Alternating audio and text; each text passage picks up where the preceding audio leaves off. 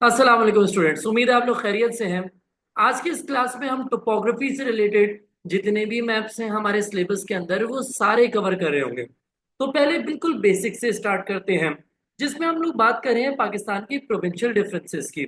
यहाँ पर एग्जामिनर ने अल्फाबेट से मार्क कर दिया प्रोविंसेस को और गिलगित और फाटा को भी। तो देखते हैं कि किधर कौन सी चीज है, हम इस मैप के अकॉर्डिंग इसको लेबल कर रहे होंगे। भाई ए कौन सा है? ए डेफिनेटली बहुत ही इजी है, ये है बलूचिस्तान। बी ये वाला एरिया है, ये कौन सा है? ये है फाटा। सी सी कहाँ पर है देखते हैं। सी ये एरिया है, this is called Gilgit and Baltistan. Then it there there is D. D जो है वो हमें मालूम है कि ये खैबर पख्तूनख्वा है। फिर हमारे पास आ जाता है डी के बाद ई। और ई कहाँ पे है भाई? ई ये रहा, ई पंजाब है, हमें पता है। समझ नहीं बात? और एफ कहाँ पे है? एफ ये रहा जो कि सिंध है। तो जरा इसको साइड पे हम लोग लिख भी लेते हैं अपने पास। हमारे पास ए था बलूचिस्तान, बी था हमारे पास, बी ये रहा, बी था हमारे पास फाटा, सी हमारे पास है गिलगित एंड बल्तिस्तान, ठीक है जी। डी हमारे पास है खैबर पख्तूनख्वा, केपी के। और ई हमारे पास जो है that is Punjab. And F हमारे पास है सिंध। ये तो बहुत बेसिक सा था, ठीक है जी। हमने एक बड़ा बेसिक सा मैप जिसमें हमने प्रोविंशियल डिफरेंसेस पढ़ लिए पाकिस्तान के अंदर। अब हमारे पास जो सवाल है वो है लाइन ऑफ लेटिट्यूड और लाइन ऑफ लॉन्गिट्यूड के बारे में। देखो, लाइन ऑफ लेटिट्यूड और लॉन्गिट्यूड क्या होता है इसको समझने की जरूरत है। फॉर एग्जाम्पल, ये अर्थ है। तो देखो, अर्थ के ऊपर हमें लोकेट करना होता है कि कौन सी कंट्री कहाँ पे लोकेटेड है। तो हमने जो बिल्कुल बीच वाला पॉइंट है ना, इसको हमने 0 डिग्री मार्क कर लिया। हमने कहा इससे ऊपर जाएंगे तो डिग्रीज बढ़ेंगी। Let suppose 10, 20, 30, 40, 50। नीचे भी जाएंगे तो भी डिग्रीज बढ़ेंगी। लेकिन ऐसे तो मसला ये आ जाता कि यार यहाँ पे 2 10 हो जाते, 2 20 हो जाते, 2 30 हो जाते। तो फिर समझ नहीं आता कि भाई मैं कह रहा हूँ आपको 10 पे जाना है, आप पूछ रहे हो ऊपर जाना है या नीचे जाना है। तभी हमने कहा जो ऊपर की तरफ डायरेक्शंस में जा रही होंगी उस पे हम लोग, लेट सपोज ये 10 है तो हम इस पे 10 नॉर्थ लिख देंगे। ये 20 है तो हम इस पे 20 नॉर्थ लिख देंगे। इस तरीके से हमने क्या किया, जो नीचे जा रही थी लाइंस हमने उसको 10 साउथ का नाम दे दिया, और हमने उससे नीचे वाली लाइन को 20 साउथ का नाम दे दिया। तो समझो जो लाइन ऑफ इक्वेटर है, यानी कि जो बिल्कुल मिडिल पार्ट है, ये 0 डिग्री है। इससे ऊपर जाओगे डिग्रीज बढ़ेंगी और नॉर्थ की तरफ जाएंगी। इसी तरीके से हमने ईस्ट और वेस्ट की डायरेक्शन भी ड्रॉ की। हमने कहा क्योंकि ये 0 डिग्री है तो इससे ईस्ट पे जाएंगे तो भी डायरेक्शंस बढ़ेंगी, इससे आगे जाएंगे वेस्ट की तरफ तो भी डिग्रीज बढ़ेंगी। लेट सपोज ये 10 है तो ये क्या हो गया, ईस्ट वर्ड्स है तो ये 10 ईस्ट हो गया। ये 20 है तो ये 20 ईस्ट हो गया। इस तरीके से हमने दुनिया में इनको लोकेट करने के लिए, कंट्रीज को लोकेट करने के लिए हमने लाइंस ऑफ लेटिट्यूड और लॉन्गिट्यूड बना दी। अगर बात करें पाकिस्तान की तो पाकिस्तान है नॉर्थ ईस्ट पे, यानी कि पाकिस्तान कुछ इस पार्ट पे सिचुएटेड है on the tropic of cancer. तो हमें मालूम है कि पाकिस्तान की जो लाइन ऑफ लेटिट्यूड्स होगी, जो लेटी हुई लाइंस है, लेटिट्यूडनल लाइंस, उधर नॉर्थ लिखा जाएगा। और जो लॉन्गिट्यूडनल लाइंस है, लंबी लंबी लाइंस है, उन पे हम ईस्ट लिख रहे होंगे। तो चलो पढ़ते हैं कि पाकिस्तान कहाँ पे सिचुएटेड है। भाई पाकिस्तान जो है वो इस तरीके से सिचुएटेड है कि पाकिस्तान के बिल्कुल साउथ से जो लाइन जा रही है दैट इज 24 डिग्री नॉर्थ। और पाकिस्तान के अगर बिल्कुल में एक्सट्रीम नॉर्थ से लाइन बनाता तो that would have been 37.5 degree. लेकिन कौन इतनी मेहनत करे कि ऑड नंबर्स में जाए और फिर पॉइंट्स में जाके अपने आंसर को लिखे। तो हम लोग क्या करते हैं, थोड़े अंदर से एक लाइन बना देते हैं और इस लाइन को हमने डिग्री दे दिया 36 डिग्री। अब क्योंकि पाकिस्तान नॉर्थ ऑफ इक्वेटर है तो हम इसके आगे नॉर्थ नॉर्थ लिख देते हैं, दैट 24 नॉर्थ, दैट 36 नॉर्थ। तो इस तरीके से हम नॉर्थ नॉर्थ लिख देते हैं। अब देखो भाई, मैं कह रहा हूं तकरीबन कहीं यहां पर रफली बना रहा हूं, थोड़ा सा ऊपर नीचे होगा लेकिन समझने के लिए काफी है। मैंने कहा ये जो लाइन है दैट इज 36 डिग्री नॉर्थ। और मैंने कहा कि भाई ये जो बिल्कुल सॉरी इतनी भी नीचे नहीं, थोड़ी सी ऊपर, ये जो लाइन है बेसिकली ये क्या है, ये है 24 डिग्री नॉर्थ। अच्छा जी, अब कोई मुझे बताए कि 36 - 24 कितना होता है। भाई 36 - 24 होता है 12 डिग्रीज, यानी कि इस लाइन और नीचे वाली लाइन में कितना फर्क है, 12 डिग्रीज का फर्क है। तो मैं पूछूं अगर इनके अंदर हाफ डिफरेंस कितना है, तो आप कहोगे सर टोटल 12 था, हाफ हो जाएगा 6 के डिफरेंस। यानी कि अगर मैं कहूं कि इनके बीच में से कोई लाइन बनानी है तो वो कितने डिफरेंस से होगी, वो 6 के डिफरेंस से होगी। तो लेट सपोज ये 36 है, तो इसके बीच वाली लाइन होगी 30 डिग्री नॉर्थ, या ये 24 है तो इससे ऊपर वाली जो होगी वो प्लस हम कर लेंगे 6, तो वो भी 30 बन रहा है। तो इस तरीके से हमने तीन लाइंस तो सीख ली कैसे कैसे ड्रॉ करनी है, 24 डिग्री नॉर्थ, 30 डिग्री नॉर्थ और 36 डिग्री नॉर्थ। अब मैं कहूंगा आपसे कि भाई दो दो डिग्री डिफरेंस से बनानी है, तो आप क्या करोगे, आप अंदाजे से बाकी लाइंस ही बना लोगे। आप कहोगे भाई 30 और 24 के दरमियान दो लाइंस बन सकती हैं, 26 बन सकती है, 28 बन सकती है। तो आप क्या करोगे, अंदाजे से कहीं पे देखते हुए अंदाजे से इक्वल डिस्टेंस पे 26 डिग्री नॉर्थ और 28 डिग्री नॉर्थ बना दोगे। इसी तरीके से आप ऊपर आओगे, दो लाइंस बनाओगे, आप कहोगे ये 32 डिग्री नॉर्थ है और ये 34 डिग्री नॉर्थ है। अब जाहिर सी बात है हम तो रफली काम करें तो हमारी कुछ ना कुछ लोकेशन थोड़ी थोड़ी ऊपर नीचे हो रही होंगी, ठीक है, लेकिन हमें इसकी टेंशन नहीं लेनी। हमें सिर्फ जनरल आइडिया करना है कहाँ से कौन सी लाइन गुजर रही है, इसका सिर्फ हमें एक जनरल अंडरस्टैंडिंग करनी है। तो हमें आइडिया हो गया सबसे नीचे वाली 24 थी, सबसे ऊपर वाली जो चित्राल के पास से गुजर रही थी ये कौन सी लाइन थी, ये 36 डिग्री नॉर्थ थी।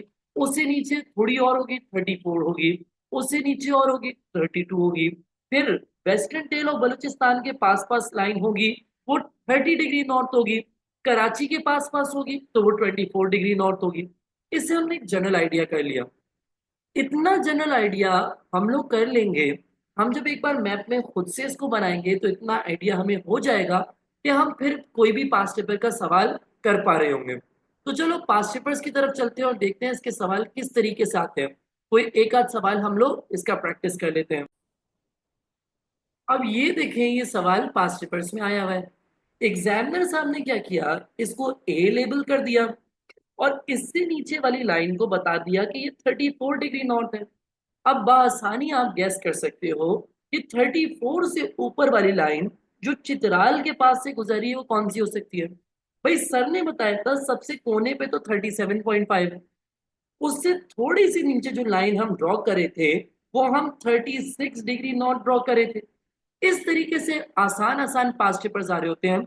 अक्सर एक लाइन वो खुद बना के दे देता है, उससे ऊपर वाली या उससे नीचे वाली लाइन पूछ रहा होता है, तो वो आप बआसानी गैस कर सकते हो अगर आपने 2 से 3 मरतबा एक बार मैप बना के इसको खुद से प्रैक्टिस किया। तो आई होप कि आपको लाइंस ऑफ लैटिट्यूड की अंडरस्टैंडिंग डेवलप हो गई है। अब चलते हैं लाइंस ऑफ लॉन्गिट्यूड की तरफ।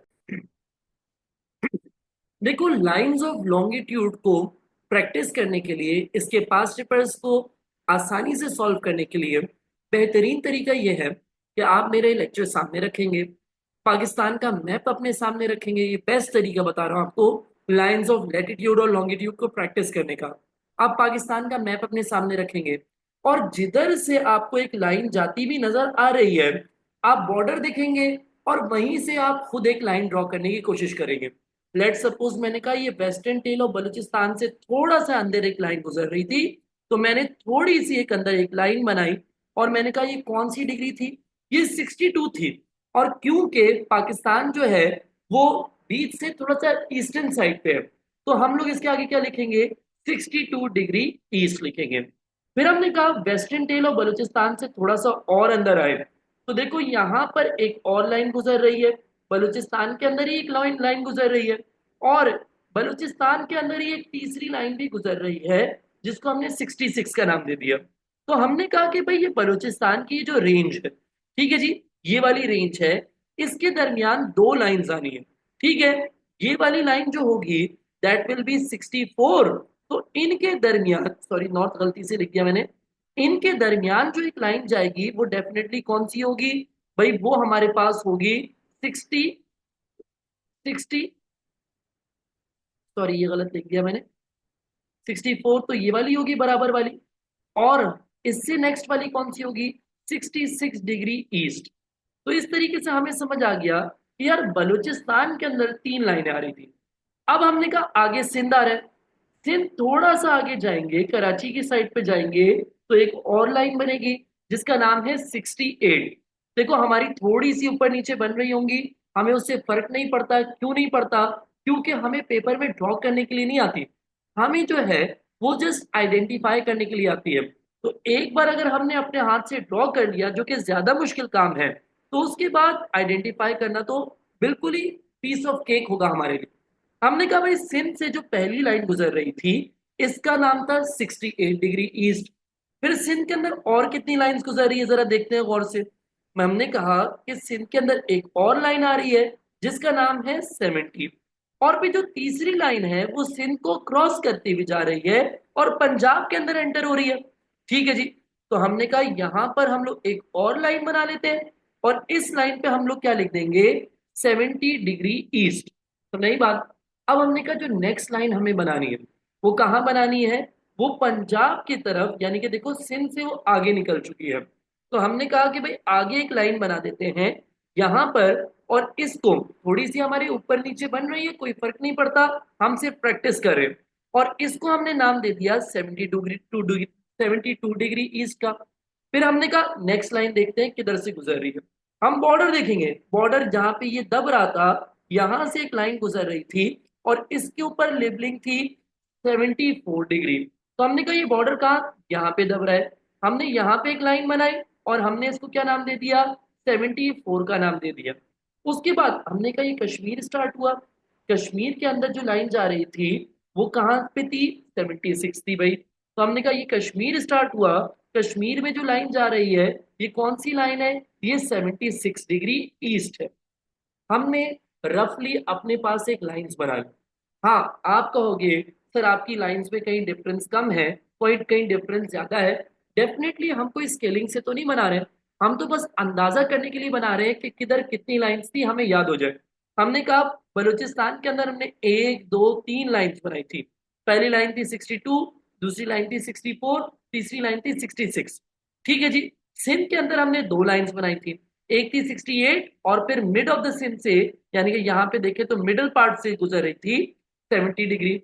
उसके बाद हमने कहा कि पंजाब के अंदर हमने दो लाइंस बनाई, एक बनाई थी हमने 72 और दूसरी बनाई थी 74। फिर आ गई थी कश्मीर के अंदर एक लाइन जिसको हम कह रहे थे 76 डिग्री। अब हम लोगों को थोड़ा सा बेसिक आइडिया हो गया है कहाँ से कौन सी लाइन गुजर रही है। हमने इस मैप को देखते हुए अपने पास एक मैप बनाया जिसमें हमने रफली खुद से लाइंस बना ली। अब चलो पास पेपर के क्वेश्चन देखते हैं, कि कोई क्वेश्चन निकालता हूं, देखते हैं आपसे वो सॉल्व हो रहा है कि नहीं हो रहा। अब देखो एग्जामिनर ने यहाँ पे तीन लाइंस ऑफ लेटिट्यूड आपको बना के दे दी है। एक लाइन ये बनी हुई है, एक लाइन ये बनी हुई है, और एक लाइन कश्मीर स्टार्ट होते हुए आ रही है। हमें मालूम था कि बलूचिस्तान के अंदर तीन लाइंस थी, एक लाइन कहीं यहाँ पर थी, एक लाइन हमने कोने पे बनाई थी। तो जो कोने से थोड़ा सा अंदर बनाई थी, that was 62 degree, that was 62 degree east. तो भाई ये दूसरी लाइन कौन सी होगी, डेफिनेटली ये 64 डिग्री ईस्ट होगी। ठीक है जी। और तीसरी लाइन कौन सी होगी, 66 डिग्री ईस्ट होगी। फिर हमने कहा था सिंध में भी हमने दो लाइंस बनाई थी। अब सिंध में जो उसूलन पहली लाइन बननी चाहिए वो होगी 68 डिग्री ईस्ट। तो दूसरी लाइन कितनी होनी चाहिए, 70 डिग्री ईस्ट होनी चाहिए। फिर हमने कहा पंजाब में भी हमने दो लाइंस बनाई थी, एक हमने यहाँ पे बनाई थी जिसका नाम था 72 डिग्री ईस्ट, और फिर हमने एक यहाँ पे बनाई थी कश्मीर से पहले पहले, जो कि 74 डिग्री ईस्ट थी। उसके बाद कश्मीर में एक ऑलरेडी लाइन बनी हुई है, जो पहली लाइन थी कश्मीर के अंदर, दैट वाज 76 डिग्री ईस्ट। अब देखो हमने तो सारी, मैंने आपके साथ ही प्रैक्टिस की, और हमने यहाँ पे सारी लाइंस खुद से बना ली, लेकिन सवाल इतना मुश्किल था ही नहीं। सवाल में हमें लेबल करना ही नहीं था, रेदर सवाल के अंदर हमें बता दिया गया था कि इनमें से एक लाइन जो है वो 70 है। आपको सिर्फ गैस करना था कि एग्जामिनर ने जो तीन लाइंस बनाई हुई है, मैं इन सबको रब कर देता हूं, एग्जामिनर ने जो तीन लाइंस बनाई हुई है इनमें से 70 कौन सी होगी। तो डेफिनेटली देखो यहाँ पर तो 62 थी, तो ये तो 70 एकदम से नहीं आ सकता। ठीक है जी, यहाँ पर 76 है, हमें पता है इतने आगे भी नहीं है 70, तो डेफिनेटली ये बीच वाली लाइन क्या हो सकती है, 70 डिग्री ईस्ट हो सकती है। तो बस हमें यहाँ पे क्या लिखना था, 70 डिग्री ईस्ट। देखो कितना आसान पास्ट पेपर आ रहा है।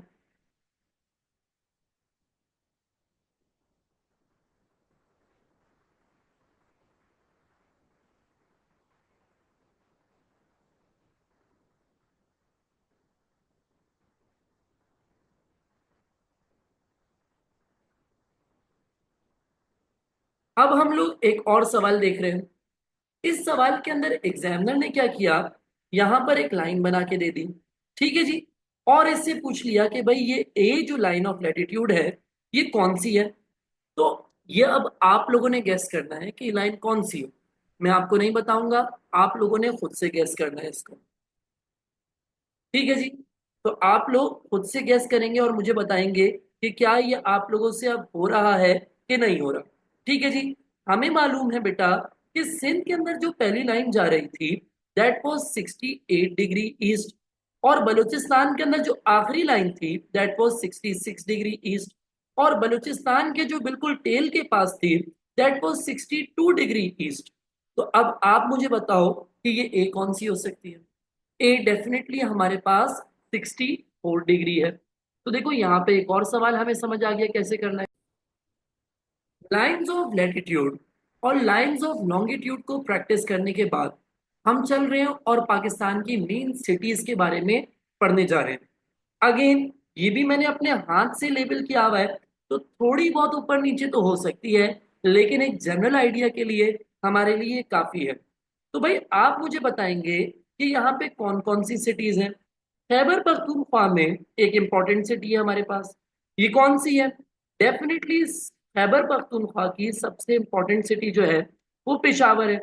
फिर हमारे पास आ गया पंजाब की साइड। पंजाब के अंदर ये टू मार्क हुआ हुआ है, ये टू कौन सी सिटी हो सकती है, आप मुझे गैस करके बताएं। पेशावर की लाइन में आगे चल के हमारे पास जो इंपॉर्टेंट सिटी है दैट इज इस्लामाबाद। अब बेटा हमारे पास यहाँ पर थ्री है, बिल्कुल ईस्टर्न पार्ट पे और इंडिया से करीब है, बॉर्डर पे है तकरीबन। कौन सी सिटी है भाई, ये हमारे पास है लाहौर।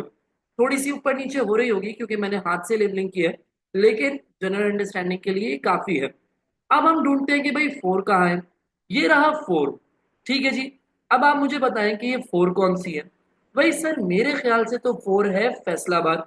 ठीक है जी, आप मुझे बता दें, अगर हो सकता है कोई और है आपके जहन में तो आपका मार्क कर लेंगे, लेकिन मेरे ख्याल से ये फोर फैसलाबाद है। अब चलते हैं फिफ्थ को ढूंढते हैं। फिफ्थ कहाँ पे, कुछ यहाँ पर है। देखो भाई लाइन ऑफ लैटिट्यूड जो है 30 डिग्री नॉर्थ जा रही है, इसके पास दो शहर है, एक तो 10 है और दूसरा 5। बेसिकली ये जो 5 है दैट इज मुल्तान, और ये जो 10 है बलूचिस्तान के अंदर दैट इज कोयटा। तो कोयटा और मुल्तान जो है वो बिल्कुल पैरेलल जा रहे हैं लाइंस ऑफ लैटिट्यूड के लिहाज से। ठीक है जी, तो मैंने 10 भी आपको साथ साथ सिखा दिया। अब बात करते हैं 6 की, 7 की और 8 की। 8 हमारे लिए बहुत ही आसान है। 8 बिल्कुल कोस्टल एरिया पे है और ये इंपॉर्टेंट सिटी है, तो हमें मालूम है कि ये कराची है। कराची से करीब करीब हमें पता है कि कौन सी सिटी है, हैदराबाद है। ठीक है जी, और उससे थोड़ा सा ऊपर जाएं तो कौन सी सिटी है, भाई हमें पता है कि यहाँ पे सिंध में जो इंपॉर्टेंट सिटी है दैट इज सखर। अब ये जान लो कि यहाँ पे क्या है, यहाँ पे एक पोर्ट भी है, इंपॉर्टेंट पोर्ट भी है, और यहाँ पर इंपॉर्टेंट प्रोजेक्ट भी चल रहा है जिसका नाम है सी पैड। जी हाँ, आप सही पहुंचे, इसका नाम है गवादर। ठीक है जी, अब बात करते हैं 11 की। 11 हमें मालूम है ऑलरेडी, ये तो गिलगित वाला एरिया है। 12 की बात करें तो 12 जो है वो हमारे पास चित्राल है, जिधर से हमारी 36 डिग्री लाइन ऑफ लैटिट्यूड भी गुजर रही है। और अगर हम लोग बात करें 13 की, बिल्कुल कश्मीर से नीचे, तो दैट इज सियालकोट। इस तरीके से हम लोगों ने क्या किया, lines of latitude, lines of longitude के साथ साथ पाकिस्तान की मेन सिटीज की भी बात कर ली। तो देखो हमारे पास जो है वो अभी मेन मेन मैप्स हो गए। साथ साथ इसी मैप के अंदर हम बॉर्डरिंग कंट्रीज को भी लेबल कर लेते हैं, कहाँ पे कौन सी कंट्री है। हमें मालूम है कि पाकिस्तान के वेस्ट पे अफगानिस्तान है, ठीक है जी। पाकिस्तान के ईस्ट पे इंडिया है, पाकिस्तान के नॉर्थ ईस्ट पे चाइना है, और पाकिस्तान के साउथ वेस्ट पे ईरान है। और अगर समंदर की बात करें तो पाकिस्तान के साउथ पे समंदर है, जिसको हम कह रहे हैं अरेबियन सी। इस तरीके से हमने बेसिक पाकिस्तान की लोकेशन से रिलेटेड मैप्स कर ली। अब हम चलेंगे पाकिस्तान के टोपोग्राफिकल रीजन्स को पढ़ेंगे। पाकिस्तान की लैंड 6 मेन टोपोग्राफिकल रीजन्स में डिवाइडेड है, जिसमें एक टोपोग्राफिकल रीजन है वेस्टर्न माउंटेन्स। देखो वेस्टर्न माउंटेन्स भी, ये जो मैप्स हैं ये एडिट मैं अपने हाथ से कर रहा होता हूँ, थोड़े बहुत ऊपर नीचे हो जाते हैं, लेकिन सामने जो मैं बनाऊंगा वो कैसे बनाऊंगा, वो बिल्कुल एक्यूरेसी के साथ बनाऊंगा। देखो हमारे पास यहाँ पर है खैबर पख्तूनख्वा की साइड पे सफेदपुर रेंज, फिर हमारे पास वजीरिस्तान हिल्स है इससे थोड़ा सा नीचे, फिर नॉर्दर्न पार्ट ऑफ बलूचिस्तान के अंदर हमारे पास सुलेमान रेंजेस है, और फिर यहाँ पर है किरथर रेंज। किरथर रेंज मैंने थोड़ा सा ऊपर बना दिया है, लेकिन जब हम यहाँ पर प्रैक्टिस कर रहे होंगे तो हम लोग बिल्कुल सही जगह बना रहे होंगे, ठीक है जी। अब मैंने यहाँ पे देखा तो यहाँ पे मैंने कह दिया कि भाई ये ए है, दैट इज सफेदपुर रेंज। फिर यहाँ से मैं आया आगे, मैंने कहा यहाँ पर कौन सी हिल्स हैं भाई, यहाँ पे बी है, दैट इज वजीरिस्तान हिल्स। फिर मैंने कहा जैसे यहाँ पे बलूचिस्तान स्टार्ट हो जाता है, तो बलूचिस्तान के जो नॉर्दर्न पार्ट है यहाँ पर सी है, दैट इज सुलेमान रेंजेस। और फिर किरतल रेंजेस यानी थोड़ा सा नीचे, तो इसको नीचे बना लेंगे, ठीक है जी।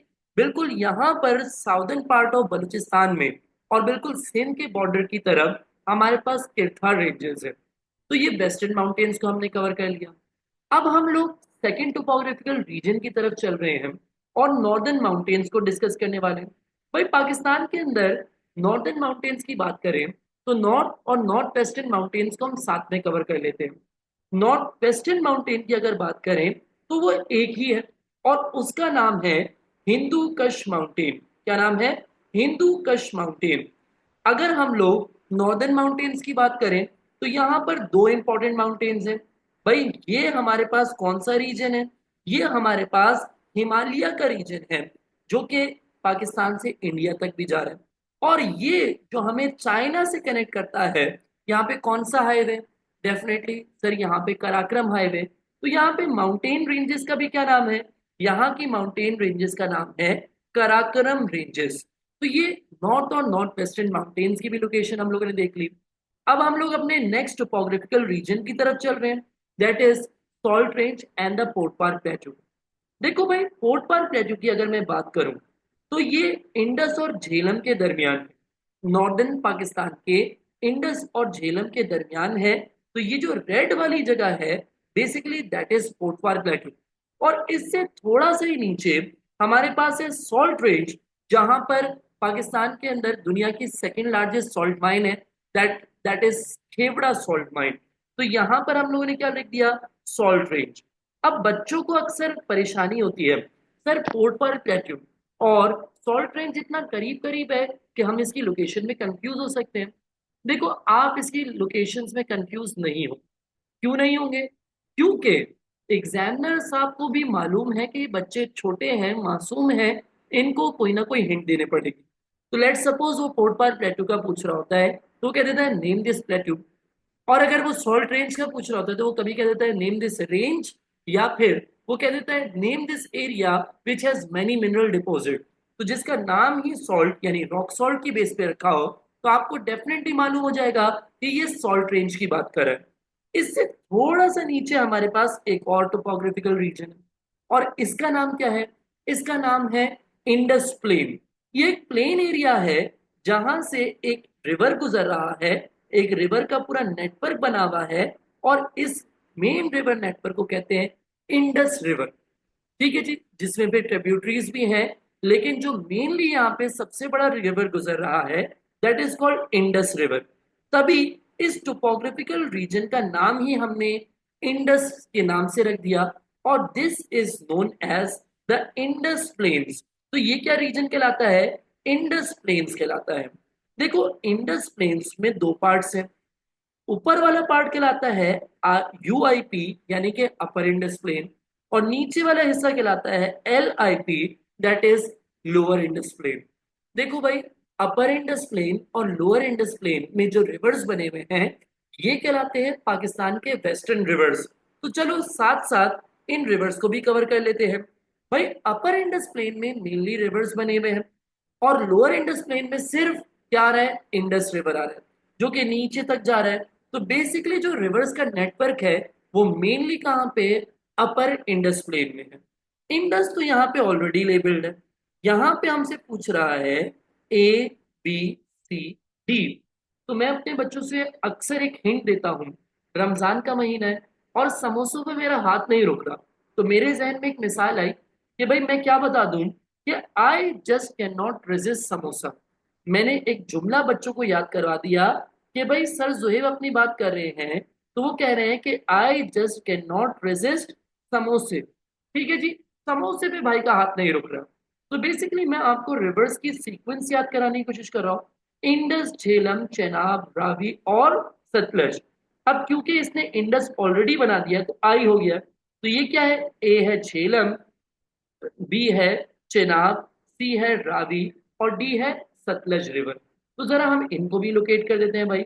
हमने कहा ए है झेलम, बी है चेनाब, सी है रावी और डी है सतलज। ठीक है जी। अब हम लोग ने चार रिवर्स के तो नाम पढ़ लिए।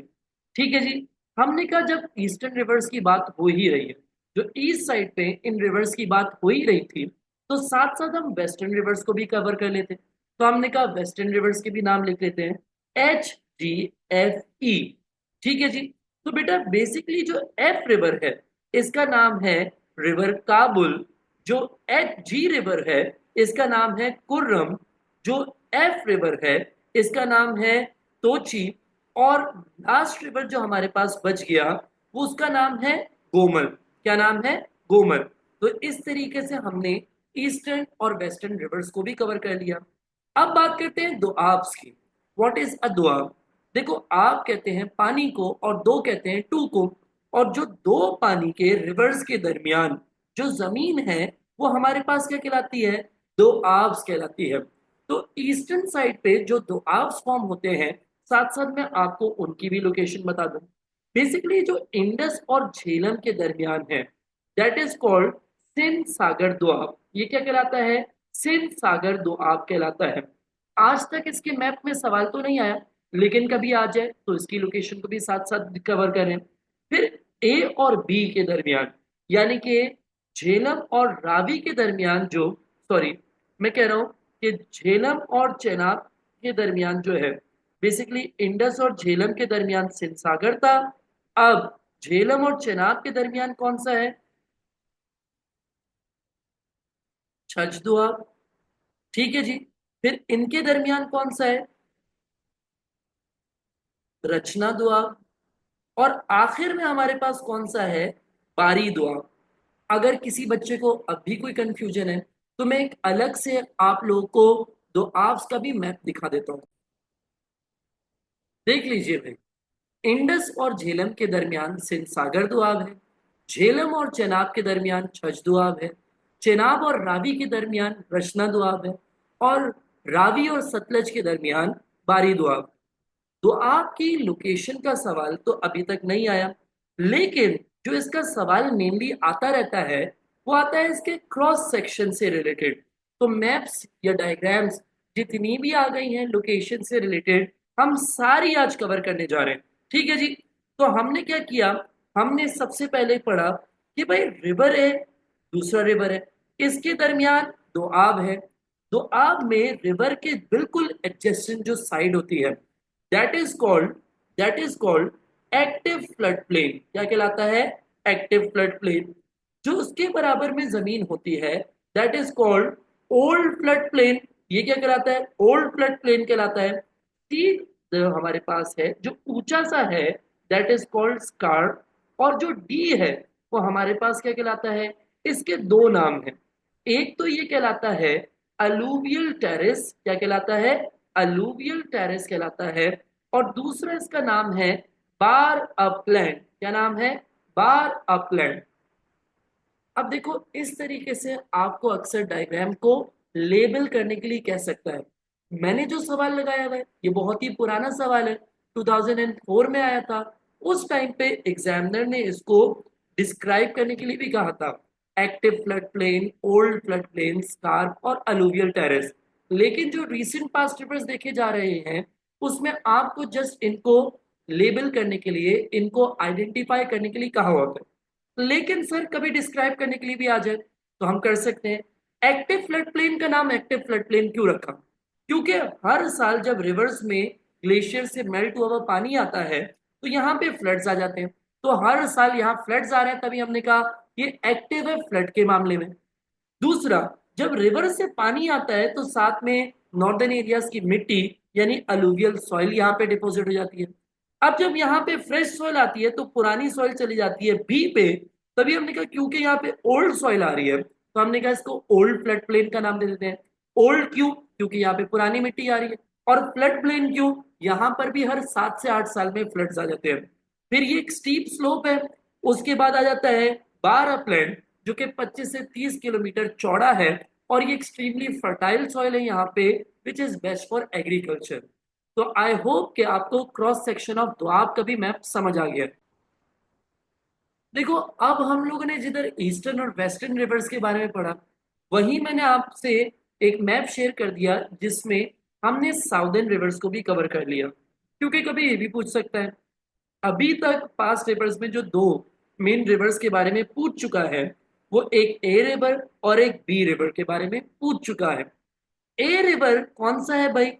ए रिवर गैस करें आप लोग कौन सा है? जी, ए रिवर है दश रिवर। और बी कौन सा है?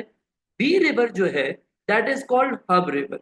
देखो भाई, बी जो है यहाँ सी में बह रहा है, तो ये जो जगह है ये डेल्टा फॉर्म हो जाता है। तो हम इसका नाम दे देते हैं, इस एरिया का नाम दे देते हैं Hub delta, which is very close to the Indus delta, जिधर इंडस रिवर समंदर में बह रहा है। यहाँ पर एक छोटा डैम भी बना हुआ है जिसका नाम क्या है? हब डैम नाम है।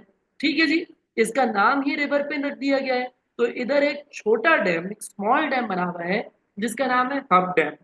अब बात कर लेते हैं, डैम्स की बात कर ही रहे हैं तो जरा हम पाकिस्तान के मेन डैम्स को भी डिस्कस कर लेते हैं। भाई, पाकिस्तान में 3 मेजर डैम्स बने हुए हैं। एक बेटा झेलम पे बना हुआ है, एक हमारे पास काबुल पे बना हुआ है, और एक ऊपर नॉर्दर्न पार्ट में इंडस पे बना हुआ है। तो जरा आप मुझे बताएं कि झेलम पे कौन सा डैम बना हुआ है? भाई, झेलम पे जो डैम बना हुआ है that is known as the Mangla dam. फिर काबुल की बात करते हैं। यहाँ पर काबुल रिवर पे जो डैम बना हुआ है, इसका नाम क्या है?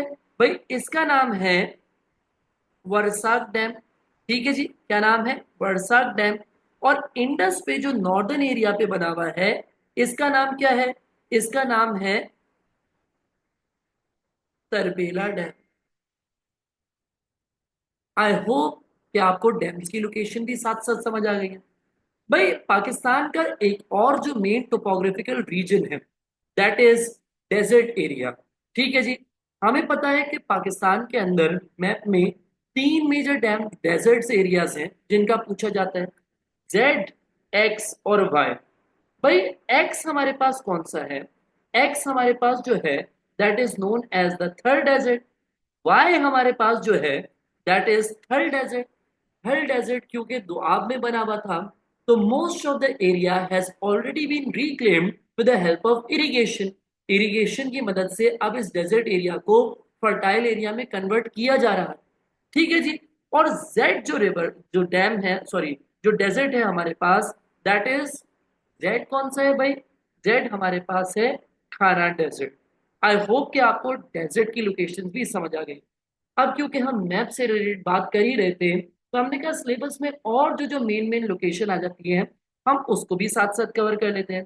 भाई, पाकिस्तान के मुख्तलिफ जगहों पे मुख्तलिफ तरीके के फॉरेस्ट पाए जाते हैं। वी ऑल नो कि फॉरेस्ट भी एक इंपॉर्टेंट चैप्टर है, तो फॉरेस्ट को भी कवर कर लेते हैं और इनके भी रिलेटेड मैप्स को यहीं पे देख लेते हैं। ठीक है जी। तो भाई, हमारे पास यहाँ पे ए तो उसने खुद ही बता दिया कि ये जो नॉर्दर्न रीजन के अंदर फॉरेस्ट पाए जाते हैं, दीज आर एल्पाइन फॉरेस्ट। ठीक है जी। अब उसने बाकी चार का हमसे पूछ लिया। भाई, इसने कहा ये जो ए है ये कौन सा है? देखो, जो नॉर्दर्न रीजन में भी है और जो बलूचिस्तान के भी नॉर्दर्न पार्ट में है, बेसिकली ये कौन से फॉरेस्ट है? ये कॉनिफेरस फॉरेस्ट है। कौन से हैं भाई? कॉनिफेरस फॉरेस्ट है।